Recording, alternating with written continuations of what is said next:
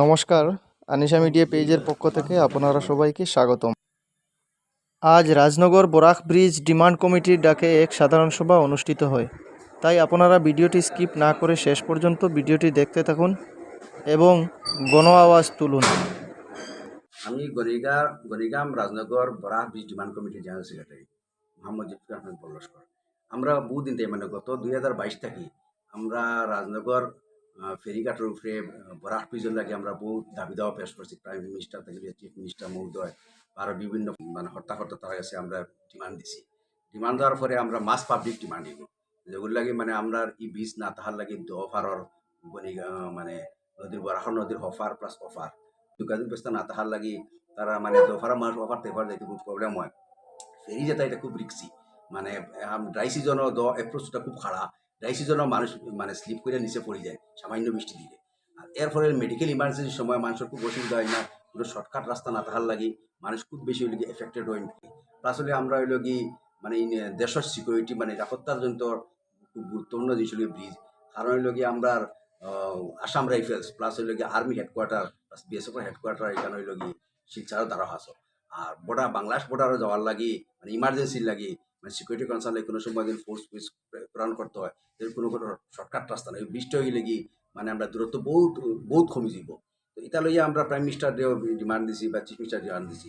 এখন এগুলি আমরা বৃহত্তর আমরা সামনে রবিবারে 11টার সময় আবার আমরা একটা গণসমাবেশ আমরা আয়োজন করবো। এখানে কমিটিও আমরা রিফর্ম করা হইব বলে ব্রিজের একটা ডিমান্ড। আর সেম ব্রিজ কমিটি আমার আর একটা ডিমান্ড, আমরা এই কয়েক বছর থাকি বিগত বেশ কয়েক বছর থাকি আমরা মানে বন্যায় খুব বেশি আমরা মানে বড় সালচাপড়া ডেভেলপমেন্ট ব্লকের ম্যাক্সিমাম এরিয়া হইলে এফেক্টেড।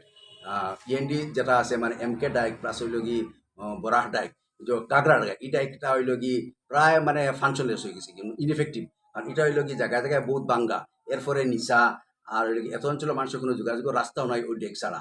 এটা হইল কি ফ্লাড হইলেও জল ওভারফ্লো করিয়া দুটা বাইক বাঙ্গা যেটা বহুত জায়গা নরম জায়গা ভাঙ্গিছে। এরপরে ইরিগেশন বিভিন্ন জায়গাতে ইরোশন আছে, তারা হচ্ছে বাড়ি করে সব ভাঙ্গিয়া লিয়ে আর কি ডিপার্টমেন্ট তাই কোনো যথেষ্ট ব্যবস্থা নেওয়া হয় না। কিছু জায়গাত সাজ করা হয়েছে, এনডি ডাইকো পিস করা হয়েছে, আর বাকি সব হইল কি মানে একটু ভাঙ্গিয়া আর কি। এটা যদি মানে খুব বেশি ইমার্জেন্সি হিসাবে মানে প্রায়োরিটি বেশি গভর্নমেন্টের ফিরিয়ে না দেয় তে প্রায় লক্ষাধিক মানুষ এফেক্টেড। গড় বাড়ি প্রত্যেক ফ্লাডে গড় বাড়ি মানুষের হাজার হাজার মানুষের গড় বাড়ি ভাঙ্গে, লক্ষ লক্ষ হেক্টর জমিন মানে ফসল নষ্ট হইয়া যায়।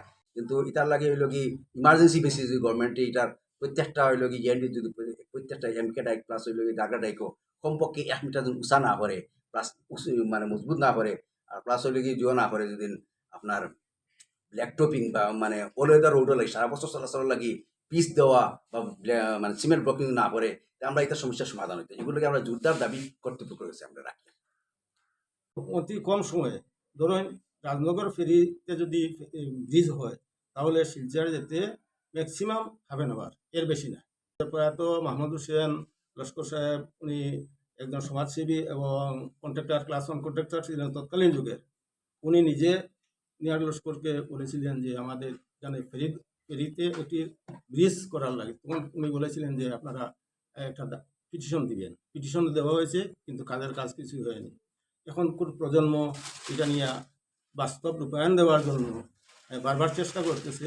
তাই আপনারা আমি অনুরোধ করছি যে উভয় পারের অর্থাৎ বড়খোলা এবং কাঠিগোড়া এরিয়ার মানুষ সম্মিলিতভাবে উপস্থিত থাকার জন্য আমি আহ্বান জানাচ্ছি, যাতে আমাদের এই পরিশ্রম, এই যে নবপ্রজন্মের যে পরিশ্রম যেটা করে এটা বাস্তবে রূপ ধারণ করে। ধন্যবাদ। এই হলো সেই জায়গাটা, আমি সম্পূর্ণ দৃশ্যটি তুলে ধরলাম আপনাদের সম্মুখে।